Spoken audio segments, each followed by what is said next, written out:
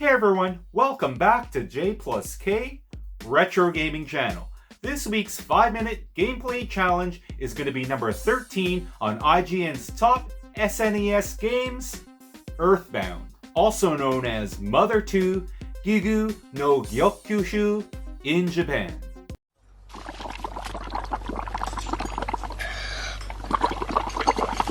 ひろし、これなんだかわかるか？あ、また2だ。どうしたのそれ？今日帰ったらやるんだよ俺今日。見せてよ。ダメだよ。見せてよ。見せてよ。やってた。スーパーファミコンソフトマザー2。大人も子供もお姉さんも。So this game was developed by Ape Inc. and HAL Laboratories and released in 1994 in Japan and 1 year later, 95 in North America. It was a pretty huge hit in Japan, really well received by Japanese audiences, but really didn't sell well in North America. So this game is, yes, another role-playing video game, so hopefully it won't be a repeat of my Final Fantasy 2/4 review. If you missed it, check it out in the link above. So the premise of the game is to, of course, save the world because a time traveler from 10 years in the future comes back to tell us that the world's going to be in devastation. The present year is 1990X. So we don't know exactly when that is. And of course, we have to go through quests, go through worlds, trying to save the world. I don't know much at all about Earthbound, so going into this fresh, and we'll see if it passes the 5-minute challenge and is worthy of IGN's number 13.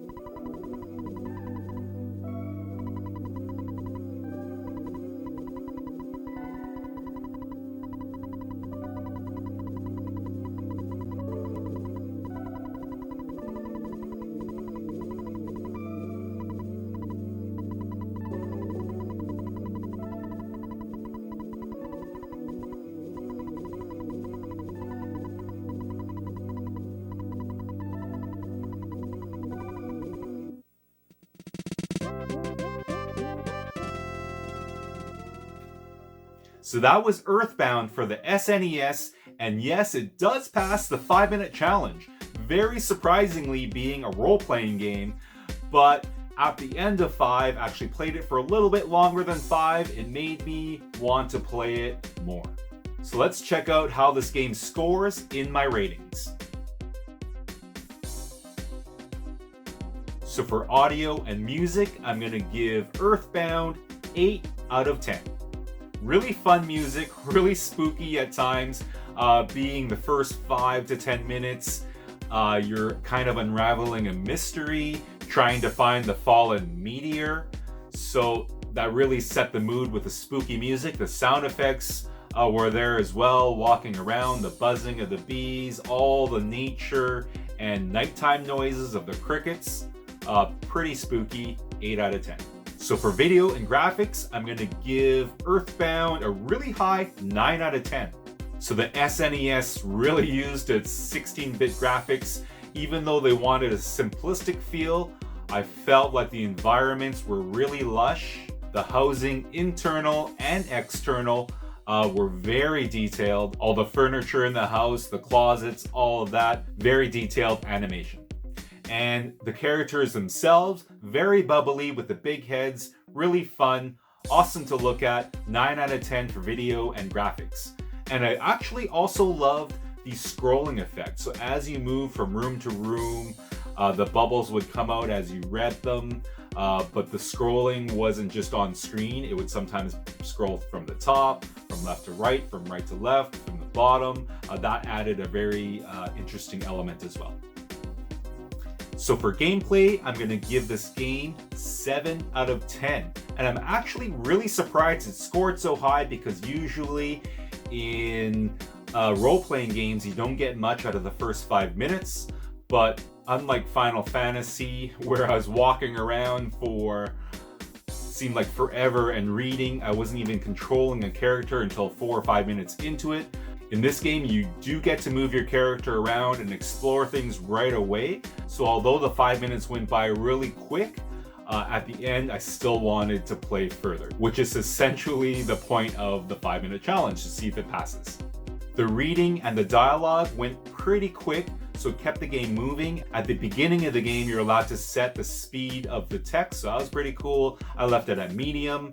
Speaking of the beginning of the game, you're also allowed to personalize everything, all the names, so your name, your sister's name, the name of your pet, your favorite food, everything. So that was pretty cool to have that personalization as well, and things that you put in there come up throughout the game.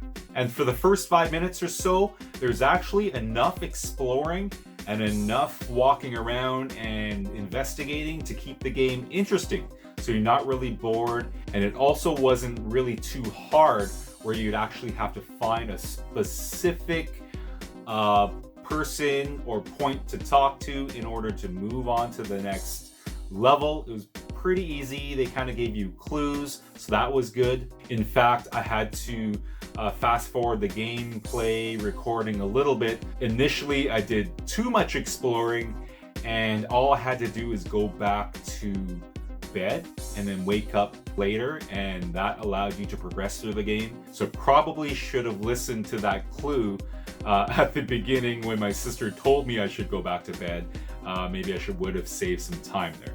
But overall, the story seemed, from what little I saw of it, really well written, and definitely made me want to play more. So I'm gonna give Earthbound for the SNES 7 out of 10 Marios. So again, really surprising that I would rate a role-playing game with only 5 minutes of gameplay this high, but definitely worth checking out if you haven't already. I know there's a lot I want to explore in this game. So let me know in the comments if you guys played this game, if you love it, if you hate it. I don't know though if it's gonna make my top 10 or 15, because in 5 minutes, although it does pass the 5-minute challenge, I might not have seen enough to actually put in my top 15. So once again, thank you all for watching. Thanks to all our subscribers for all your support, and I'll see you next week on the next 5-minute gameplay challenge. Bye.